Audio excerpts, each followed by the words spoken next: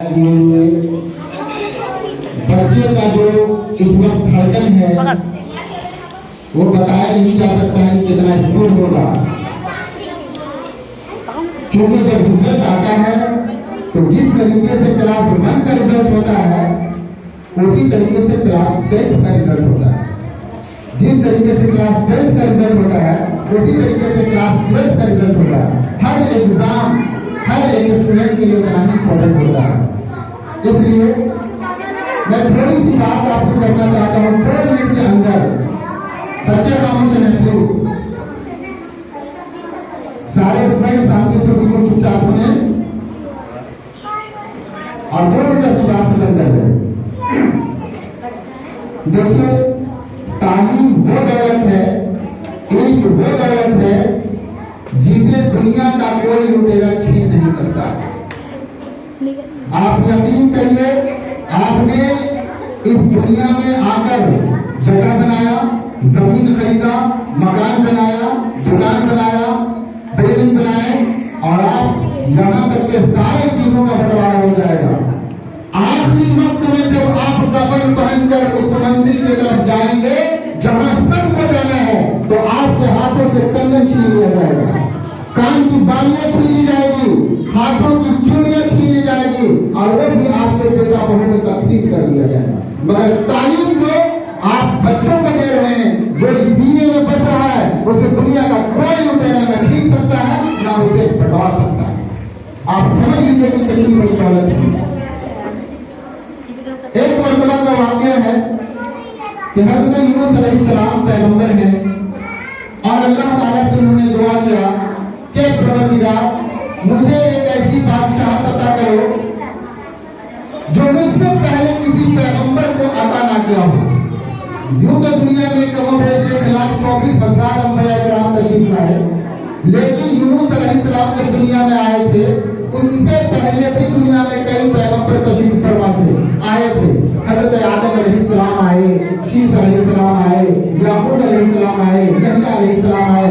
बहरहाल यूनुस अलैहिस्सलाम ने कहा और अल्लाह ने पैगंबर की दुआ दुआ के लिए उठता है और नीचे आने से पहले कबूल हो जाती है। अल्लाह ने दुआ कबूल किया, फौरन जिब्रील अलैहिस्सलाम को भेजा, जाओ मेरे पैगंबर के सामने 3 चीज लेकर के जाइए। देखिए, गौर कीजिएगा, गार्जियन से मेरी खास गुजारिश है कि गौर कीजिए।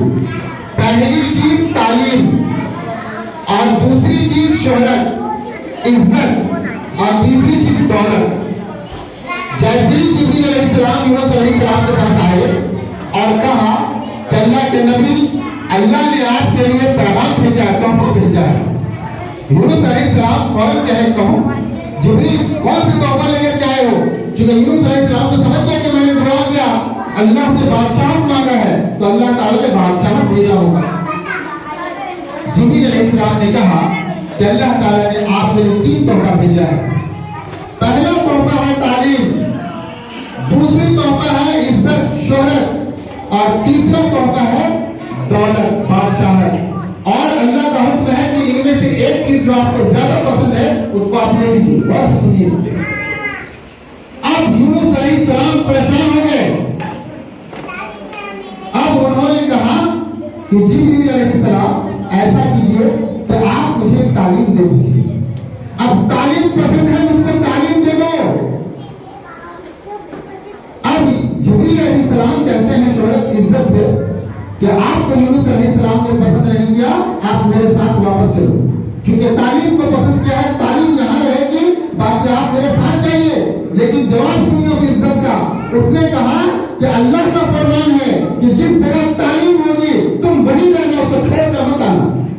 इसलिए तालीम यहाँ है तो मैं छोड़कर नहीं जा सकता। अब उसके बाद जिब्रील अलैहिस्सलाम ने दौलत से कहा, बादशाहत से कहा, ऐ बादशाहत, ऐ दौलत, अब चलो तुम आसमान की तरफ वापिस, क्योंकि तुम्हें यूनुस अलैहिस्सलाम ने पसंद नहीं किया। मगर दौलत का जवाब सुनिए, उसने क्या कहा? सुनो जिब्रील अलैहिस्सलाम, अल्लाह का फरमान है कि जिस जगह पर तालीम होगी, जिस जगह पे इल्म होगा, जहां एजुकेशन बढ़ता होगा, तुम वहीं रहना, उसको छोड़कर मत आना। समझ लीजिए इल्म का क्या मकाम है। आपने इल्म को पसंद किया, जिसकी वजह से दौलत भी आपके पास रही, शोहरत भी आपके पास रही, इज्जत भी आपके पास है। तालीम वो चीज है, तालीम उस चश्मे का नाम है, तालीम उस दौलत का नाम है। आज माँ बाप अपने बच्चों के पीछे मेहनत से रोजी कमाते हैं, पैसा मेहनत से कमाते हैं और बच्चों के पीछे शौक से खर्च करते हैं। किसी के पास पैसा नहीं था इस जमाने में, दौलत नहीं था।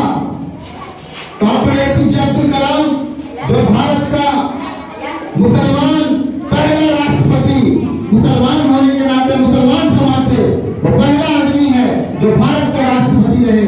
आप यकीन कीजिए उनके पास लंप दिलाने के पैसे नहीं थे, तेल डालने का पैसा नहीं था, चिराग जलाने का पैसा घर में नहीं था, मगर वो तालीम हासिल कैसे किए?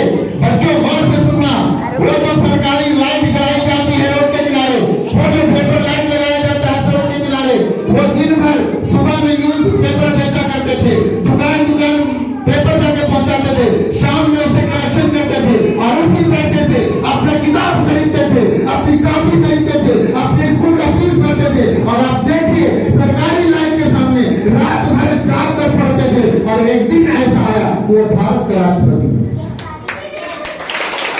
आज मेरे बच्चों, गार्जियन गरीब जरूर है, गार्जियन के पास पैसे बहुत कम है, मगर अपनी मेहनत और मुशक्कत में कोई कमी नहीं छोड़ते हैं।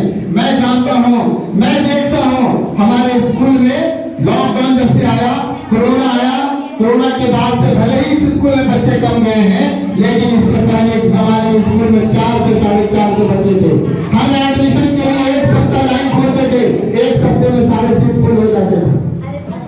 मगर अफसोस कि आज एजुकेशन इतना गिरा दिया गया है, एजुकेशन की अहमियत को इतना लो लेवल पर लाके छोड़ा गया है कि गार्जियन डिसीजन नहीं कर पा रहे कि हम बच्चे को कहां पढ़ाएं, क्या करें।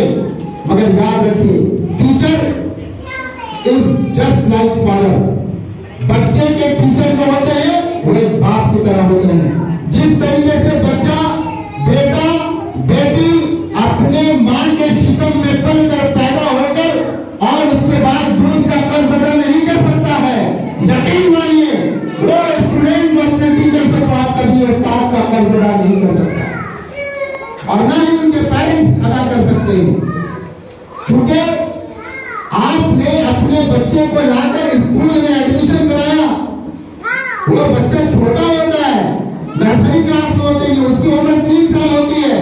3 साल की उम्र से टीचर अपने गोद में बच्चे को खिलाते हैं, कभी जरूरत पड़ने पर उसे पीट भी देते हैं, कभी जरूरत पड़ने पर डांट भी देते हैं। लेकिन वो दिन को याद कीजिए कि जिस बच्चे को आप पालते हैं, जिस बेटी को छोटी से बड़ी करते हैं और जब उसकी शादी कर उसके ससुराल भेजते हैं तो उस वक्त आपको कितना दर्द होता है, आपकी आंसू नहीं रुकती है। यकीन मानिए जो 3 साल की उम्र से बच्चे को एडमिशन लेकर के अब 10 साल तक स्कूल में पढ़ाता है, जब 8 क्लास पूरा होता है, जब बच्चा उस वक्त स्कूल से टीसी लेकर जाता है, टीचर की कलम नहीं चलती कि बच्चा आज मेरे स्कूल से जा रहा है। मगर ये बच्चे के अंदर तरबियत कैसे आएगी, बच्चे के अंदर ये मोहब्बत कैसे आएगा, बच्चे के अंदर उस्ताद और टीचर का जो डिस्टेंस वो कैसे मेंटेन होगा। बच्चे को जब आप एक स्कूल में पढ़ाएंगे तब उसे पता चलेगा यह मेरा घर है, यह शिक्षा तालीम की जगह है, जहां मेरी माँ, जहां मेरी बाप 3 साल की उम्र में लाकर एडमिशन कराया था। यही वो टीचर है, यही वो मैडम है, यही वो मिस है जो अपने गोद में खिलाती थी और हमें पढ़ा लिखा कर अपने अपने जीवन पिलाकर आज इतने बड़ा करके हमको स्कूल से विदा कर समझ में आई बात। तो टीचर के पास से अपने बच्चे को पढ़ाए तो पहले टीचर की जांच करें, टीचर की काबिलियत को समझें कि हम बच्चे का जहाँ एडमिशन करा रहे हैं बच्चे का उसका कुछ है कि नहीं। और गर्व होता है मुझे कहते हुए कि नवादा शहर में भदौली में खास तौर से आज 2006 के बाद इस पूरे रसूल नगर में जितना ग्रेजुएट और कानून कानून में रेस्टोरेंट रहता है, उस पर कोई स्कूल नहीं था। पहला इंसान जो स्कूल खोल करके और लड़कियां जो अगर बत्ती बनाते थे बैठ करके उसको घर से बुला के मैंने पढ़ाया। आज वो बत्ती बंद हो गया बनना, आज वो लड़कियां खुश है, वो अपने ससुराल में है और पढ़ करके जाने के बाद तालीम की हुनर को समझने के बाद वो आज अपने घर से अपने बच्चे को लाकर के एडमिशन करवा रही है। समझो मेरा बेटा एडमिशन करेंगे, हम यही पढ़े थे और आज हम अपना घर बना लिए शादी के मेरा बेटा मुझे नहीं पढ़े, इसी स्कूल में पढ़े। समझ गए? हमारे स्कूल से पढ़ने वाला कई स्टूडेंट